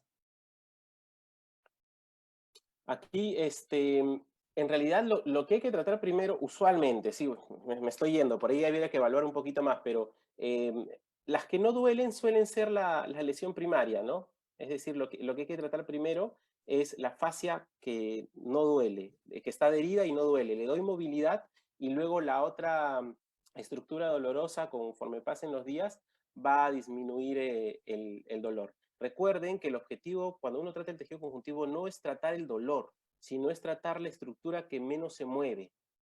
Entonces, si tú tratas la estructura que menos se mueve, te va a ir bien. Y luego el cuerpo tiene que tomarse un tiempo para poder modular. Es por eso que los tratamientos osteopáticos son distantes, ¿no? O sea, no voy a ver a un paciente un día sí y al día siguiente también. No, voy a dejar que pasen unos 15 días para que el cuerpo se adapte. Pero siempre ir hacia donde no haya movimiento, que usualmente va a ser la asintomática, la que no duele, se trabaja ahí, y la zona que duele poco a poco va a ir cediendo. Está claro, y es muy importante esto que aclaraste, que los osteópatas no trabajamos sobre el dolor. Y me gustaría traer acá lo que decía Steele, que le decía a sus alumnos, ¿no? Si a un gato lo pisamos por la cola, ¿por dónde grita? Por la boca, extremo opuesto a donde está la causa. Entonces, habitualmente la terapéutica alopática siempre tiende a tratar el síntoma. Y nosotros, por el contrario, vamos a buscar ese bloqueo que mencionaste, Héctor. Bien, no sé si alguien quiere preguntar algo más. Dejamos abierto algún minuto más para Héctor, ¿me si escuchas? alguna tiene alguna duda. Estefano Salazar creo que está preguntando Estefano, algo. a ver, adelante. ¿Me escuchas? Sí, te escucho bajo, pero más o menos te escucho. Ah, ya no, quería hacerte... Soy Juan Salazar. ¡Juan! Juan, ¿Estás con el nombre de tu hijo? Sí, por las clases virtuales. No, quería comentarte algo, ¿no? Que la fascia también nos ayuda a nosotros a encontrar la patología, la disfunción, ¿no? Con el test de Barral. Claro, claro. Lo que dice Juan es que la fascia también es un buen instrumento diagnóstico, ¿no? Muchas veces el paciente llega con un dolor sin saber qué tiene, y nosotros tenemos que empezar a hacer una búsqueda, y la fascia nos ayuda un poco a entender, ¿no?, de dónde está viniendo esta lesión, ¿no? Y ahí pues utilizamos distintos tests. Gracias, Juancito. y yo te agrego, Héctor, ¿cómo es que ese test, a ver, para que le expliques un poco a la gente, cómo es que ese test te ayuda a saber de dónde está el problema? Ese test facial, que nosotros llamamos test faciales.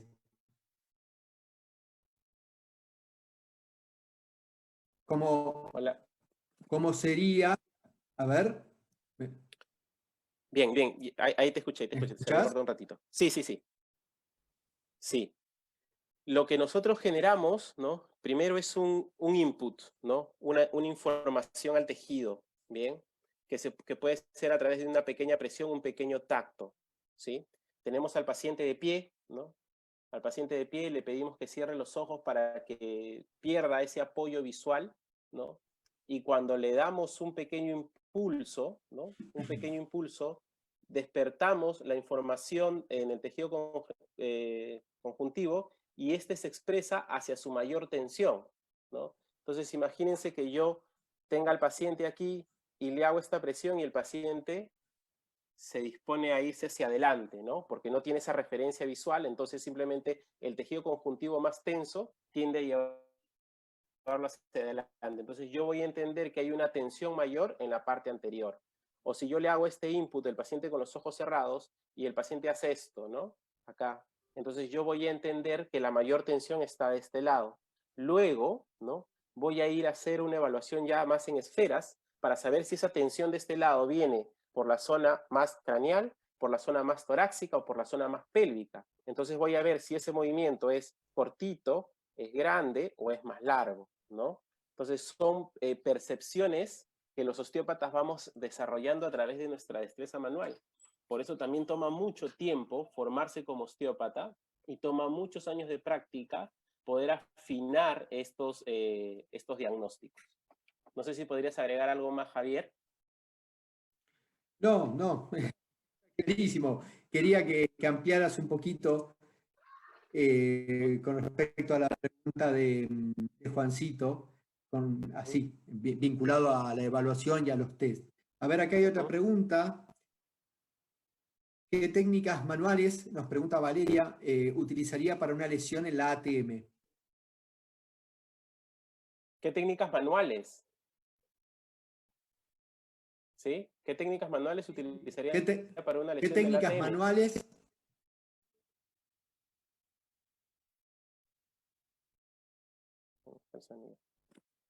A ver, ¿qué técnicas manuales utilizaría para una lesión Hola, de ¿me ATM? escuchan?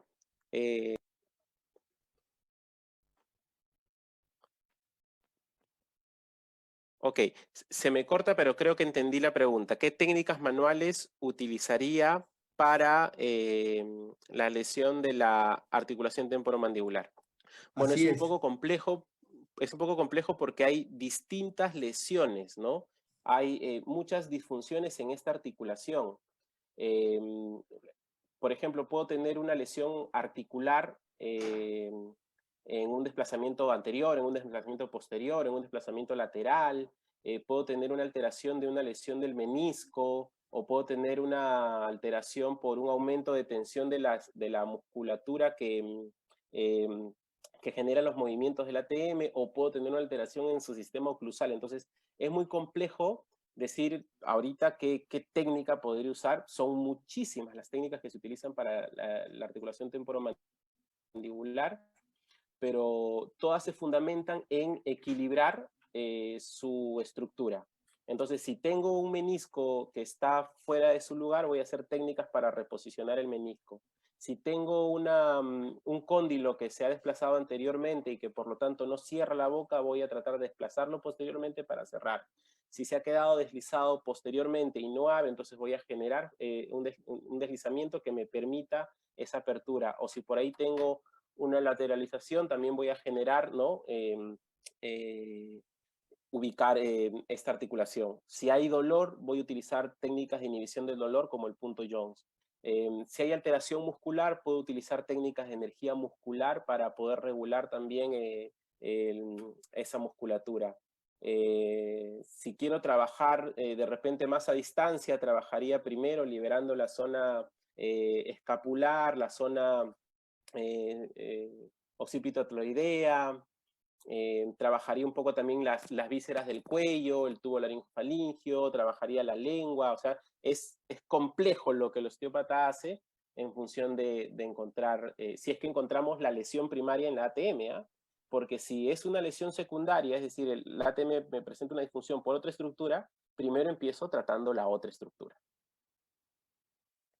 Héctor, si me permitís, me gustaría agregar justamente eso que ibas a decir, una cosa más a todo lo que sumaste, que es el cráneo, y específicamente también el hueso temporal y toda la relación meningia, porque recordamos que es la temporomandibular, con lo cual el temporal tiene una estrecha relación, Y la segunda cuestión, la que acabas de decir, quizás no tengamos que trabajarla, porque el problema esté en otro lado. Eso es algo que nos tiene que quedar bien en claro desde la mirada osteopática, que lo dijiste sobre el final.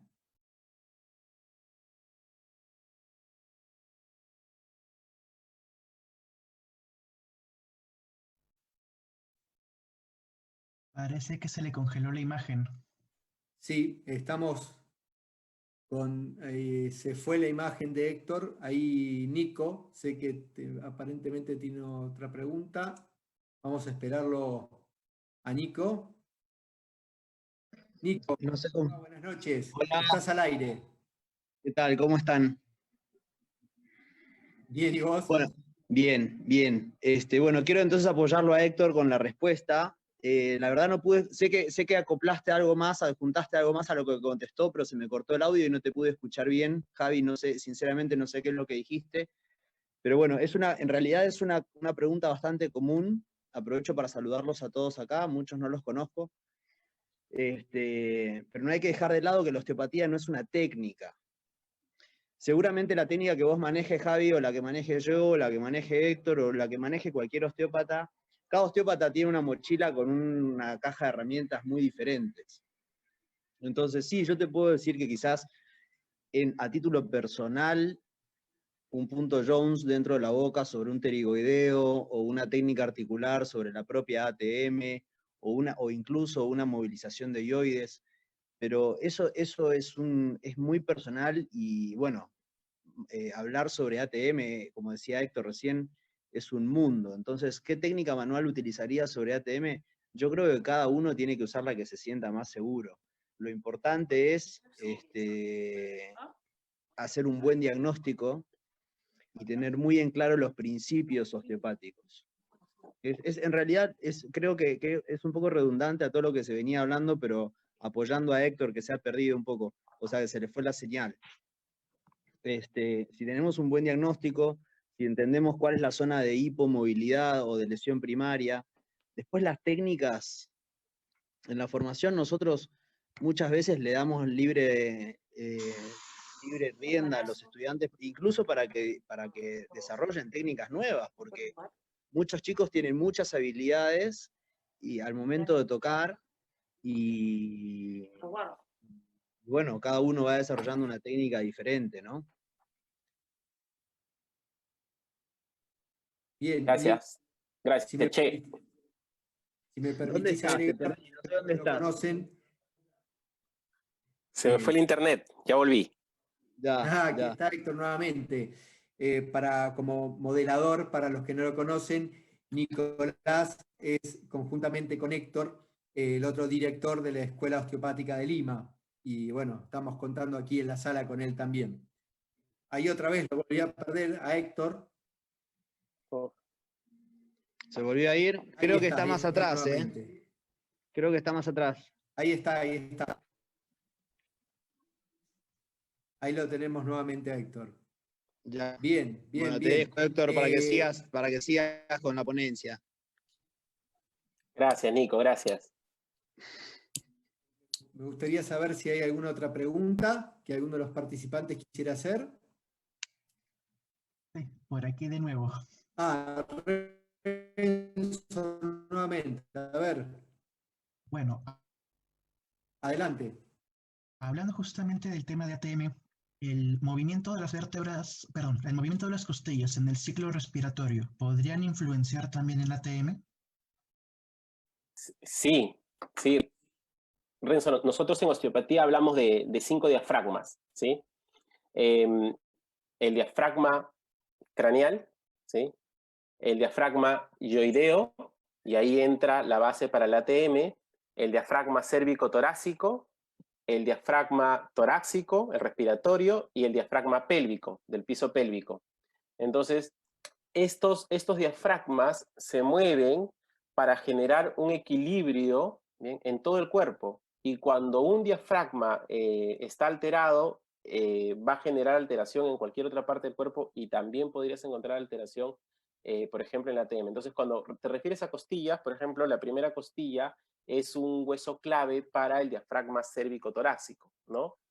Y el yoides, por ejemplo, este hueso aquí es importantísimo y recibe mucha conexión a través de estas estructuras, además de encontrarse protegiendo vísceras internas que son parte de todo el complejo del sistema estomatognático, ¿no? Entonces, yo me iría ahí mucho más allá que el ATM, me iría a hablar del sistema estomatognático. El ATM es parte de este sistema, y este sistema nos permite respirar, hablar, salivar, masticar, morder, etcétera, ¿no? Entonces, cuando nosotros vemos el ATM, ¿bien? Ya desde como lo ve un osteópata, vamos a entrar a verlo como parte de todo un sistema dentro de una esfera, ¿no? Y justo, bueno, felizmente Javier lo dijo, ¿no? Hay que hacer énfasis también a esta articulación como la articulación móvil de la esfera craneal. Y el cráneo también es todo un mundo para nosotros los osteópatas, ya que hay todo un sistema de movimientos internos a través de las tensiones de membranas y los huesos del cráneo, en donde la ATM, ¿no? Es, digamos, la zona más de mayor movimiento, así como los brazos son las articulaciones de mayor movimiento del tórax, donde también tenemos vísceras, y las piernas son las articulaciones en las caderas son las articulaciones de mayor movimiento en la esfera pélvica, donde también tenemos vísceras. Entonces, siempre vemos esta zona. Para nosotros sí, toda parte podría influenciar sobre la otra. Mi trabajo como osteópata va a ser encontrar realmente si hay relación o no en tu lesión. Ese es mi trabajo cuando un paciente viene a mi consultorio. Yo puedo pensar teóricamente y plantearte cualquier cadena, ¿no? Decirte, sí, que este músculo llega acá y por eso. Pero lo que yo tengo que ver cuando tú eres mi paciente es si realmente, ¿no? Lo que yo pienso teóricamente se cumple en ti. Porque cada persona es un mundo diferente, ¿no? Héctor, si me permites, desde Facebook nos está preguntando Kiara, ¿un embarazo puede provocar un pinzamiento lumbar? Me imagino que se refiere a que puede producir dolor lumbar, incluso es un pinzamiento lumbar. Sí, o sea, a ver, pongámonos a pensar, ¿no? La mujer cuando se embaraza, el útero va creciendo y el cuerpo lo que va a hacer es adaptarse para proteger a esta vida, a esta nueva vida. Entonces el sacro, ¿no? Va de esta posición, ¿sí? Se va a horizontalizar más. ¿Para qué? Para proteger a ese útero que está acá en donde el bebé se va a desarrollar, ¿no? Entonces, cuando el sacro hace esto, la columna lumbar, ¿no? Va a aumentar su lordosis. Ahí puede haber un pinzamiento posterior. Y esto es necesario ¿para qué? Para que el diafragma que está acá, cuando haga este impulso de respirar, no genere una presión sobre el bebé que está protegido aquí abajo. Y ese impulso se vaya hacia anterior, ¿no? Hacia la zona del vientre. Entonces, todos esos cambios que sufre la madre en el embarazo son cambios adaptativos necesarios para proteger a esa nueva vida, ¿no? Y sí, el embarazo podría generar o un pinzamiento o de repente podría activar un dolor que ya ha tenido hace tiempo por alguna disfunción. Recuerden que esa zona almacena constantemente alteraciones mecánicas asintomáticas y cuando hay algún cambio se manifiesta. Y que muchas veces, agrego, aparece esa manifestación, el paciente consulta en ese momento y es donde se hace un estudio complementario, como por ejemplo una resonancia, y ahí se dan cuenta que tiene una hernia, y posiblemente una hernia de disco, por ejemplo, un pinzamiento, y quizás ese pinzamiento o esa hernia de disco era mucho anterior al motivo del dolor. Lo que generó fue un cambio, lo que dijo Héctor. Exacto. Bien, ¿alguien más que quiera sumar alguna pregunta?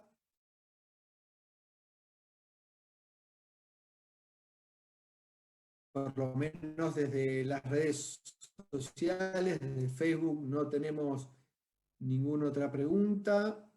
Héctor, ¿algo más que quieras agregar? O Nico, si quiere agregar algo. Javier, bueno, Sí. agradecer la participación de todas las personas y decirles que, como tú dices, ¿no? Esto es un ciclo.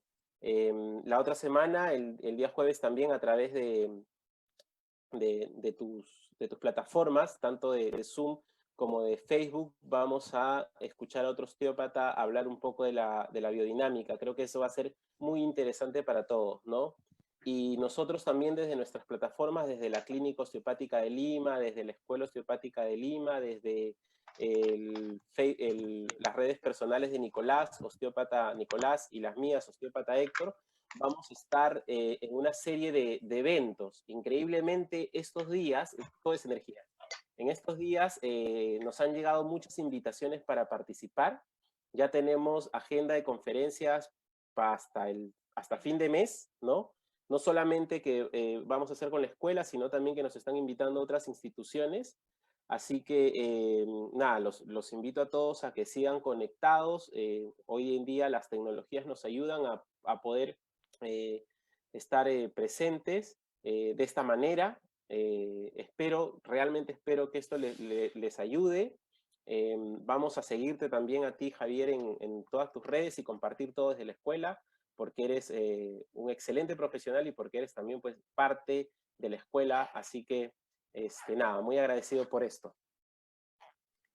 Bueno, Héctor, a ti, a vos, por querer compartir con nosotros estos momentos, tu sabiduría, tu buena onda, y como siempre lo he compartido con vos y con Nico. Es un placer para mí estar junto a ustedes allí en Lima y en este momento que tenemos que estar en casa y que es tan importante, bueno, poder seguir compartiendo y charlar de esto que tanto amamos, que es la osteopatía. Así que bueno, los despido, te agradezco profundamente que hayas participado de nuestro ciclo de conferencias.